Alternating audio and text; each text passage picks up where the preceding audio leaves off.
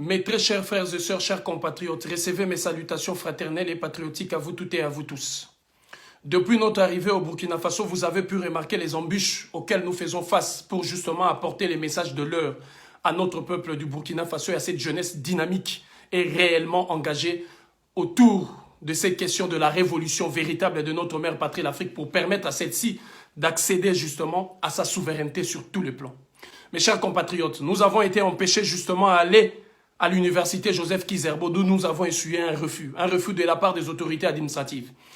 Merci à nos camarades, merci aux camarades Balayala, merci aux camarades justement de la FECIB qui se sont mobilisés et qui ont mis en place ces mécanismes qui nous a permis justement de prendre possession de l'amphithéâtre et d'apporter ces messages qui est en train de faire son effet au sein de la jeunesse.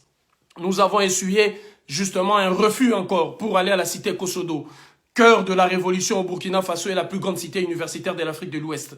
Mais nous avons réussi justement à toucher cette catégorie de la population, ces étudiants, et à faire passer le message de l'heure. Parce que depuis la sortie officielle de notre ouvrage, le tambour de la révolution africaine achevé ici présent, cet instrument a joué, cet instrument dont la résonance et le son commencent à rassembler le peuple du Burkina Faso et le peuple d'Afrique. Nous avons décidé, après la sortie officielle justement, d'axer le combat autour de 4 questions prioritaires.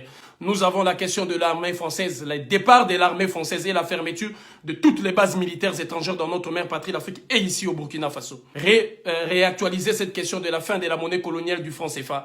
Nous avons mis le cap autour de la question des APE, les accords de partenariat économique et des programmes scolaires et éducatifs coloniaux imposés à nos pays, y compris des programmes académiques. Et enfin, la question de la restitution de notre patrimoine. Ces patrimoines africains pillés, volés et enfermés dans la plupart de musées européens occidentaux. Que personne ne vous trompe. Ces combats n'est ni un combat de la Russie, ni un combat de l'Iran, ni un combat des États-Unis, ni un combat de la France, ni un combat je ne sais de quelle force, mais c'est un combat du peuple africain vrai. Ces peuples qui aujourd'hui veulent la réconciliation avec soi-même, la réconciliation avec son passé et ses ancêtres. Ce peuple qui cherche justement à avoir cette colonne vertébrale qui nous permettra de redresser les fronts. De redresser les fronts justement pour briser cette multiple domination politique, économique, sécuritaire et militaire sur l'ensemble de notre peuple, de notre mère patrie, l'Afrique. Raison pourquoi nous avons engagé ces combats de la restitution, parce que sans identité, sans racines, sans culture, un peuple n'est rien. Et nous devons mener ces combats justement